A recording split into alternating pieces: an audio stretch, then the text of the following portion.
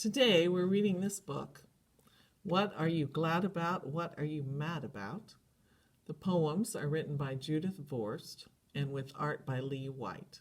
Now, actually, we're not reading the whole book because it's kind of thick and it would take us a very long time. But we're going to read a few selected poems out of it. So we're going to read the one from the title of the book that's called How Are You...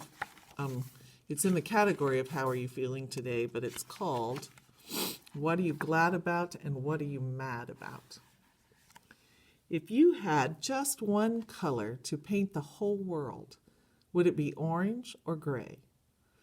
If you had just one message to give the world, would it be grrr or hooray? If you had just one place that you could live in this world, would you choose here or away? What are you glad about? What are you mad about? How are you feeling today? Did you wake up this morning all smiley inside? Does life taste like ice cream and cake? Or does it seem more like your goldfish just died and your insides are one great big ache? Do you wish you could go in a closet and hide? Or would you rather go play? What are you glad about, mad about, sad about? How are you feeling today? When they ask you to do something, will you say yes? Or will your answer be no? Do you think that you get what you want, or much less? Are you shrinking or starting to grow? Is that person you see in the mirror a mess, or is that person okay? What are you glad about, mad, sad, or bad about? How are you feeling today? And then we're going to skip over a few, and we're going to go to the school section. She calls it school stuff. And we're going to read her school poetry today, and then we'll be done. What I have learned at school. John F. Kennedy was our 35th president. Earth is a planet revolving around the sun. Not everyone's mom puts an I love you note in their lunchbox next to their lunch. And not everyone remembers to flush when they're done. Every mammal has hair, and a whale is a mammal. A poem is a poem, even if it doesn't rhyme. Teachers don't like to hear stories about how the wind blew your homework away. And the school bus won't wait if you aren't there on time. Annapolis is the capital of Maryland. And 21 divided by 7 is 3. And wearing a black leather jacket won't make you the coolest kid in class as long as your favorite movie is still E.T. Alexander Graham Bell invented the telephone. You've got to stop talking once the exam begins. You're never supposed to make fun of the other team when it loses a game. And you're never, ever supposed to cry when it wins.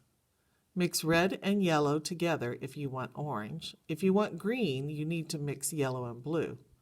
I also have learned the difference between metamorphic and igneous rocks, and between boys and girls, but I'm not telling you.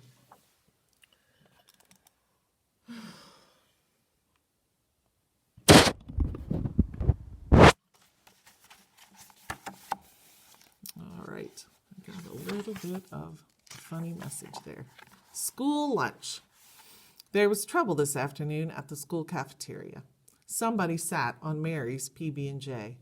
The girl went into a state of total hysteria and poured ketchup all over the sandwich sitter's tray, who then took his burger and plopped it on top of Mary's head after dipping it first in the ketchup tray, which is why she's eating a burger that's slurpy and hairy, and why he is eating a smelly PB&J.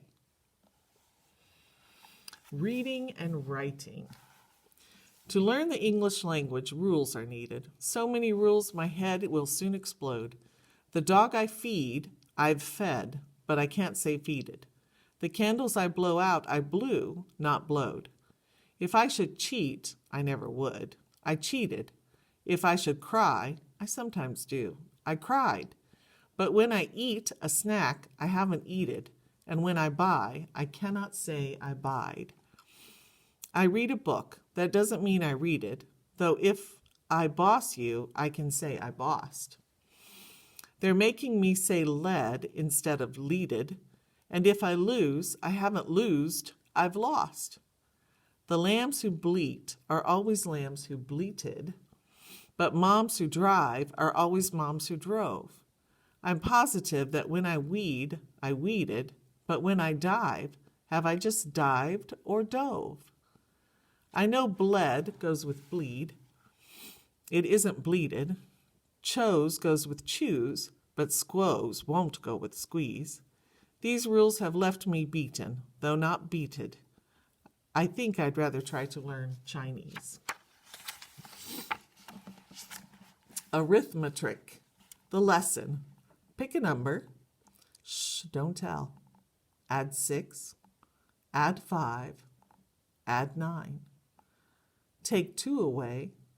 Take 4 away. Add 8. You're doing fine.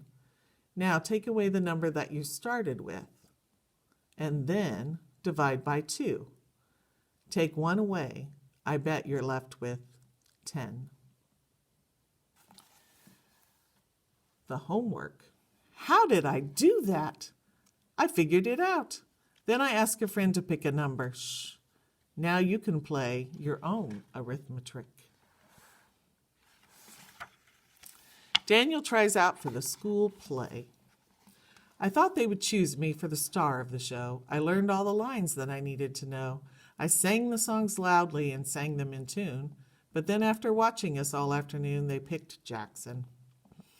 Okay, so I tried out for Jackson's best friend. There's a really cool dance that he does at the end, and nobody knew the steps better than I. But then, after 6 other kids got to try, they picked Carlos. Well, maybe the bad dude is who I should play. He sneers and he snarls and he has plenty to say. So I sneered and I snarled and I showed them my stuff. But then when they thanked me and said, that's enough, they picked Tyler. Some kids might start feeling discouraged, I guess. There's one big part left, but it's not mine unless I agree to wear lipstick and dress in a dress. And I said yes. This substitute teacher is really into rhyming. Icicle, bicycle, holiest, lowliest, Kalamazoo, and a chew. Spaghetti and steady and also confetti. Rhyming is such fun to do. Gentle and lentil and coincidental. Gorilla, uphill a day too. Busy and dizzy and what about is he? Rhyming is such fun to do. Now we could get weirder and rhyme with theater, then dare to do a matzah and latza, as in lots of luck. But I'll bet you a buck that nobody comes up with a platza, word that means faint or collapse from surprise, which maybe just happened to you. Though I hope you've had time to discover that rhyming is so much fun to do. Much more fun than eating a shoe, or spilling a bowl of beef stew, or weeping and wailing boo-hoo, or being all covered with glue, or sharing a bed with a new, or smelling a smell that's P-U, or, uh-oh, it's 10:52. Class over. Goodbye. Toodaloo. All right. So that was the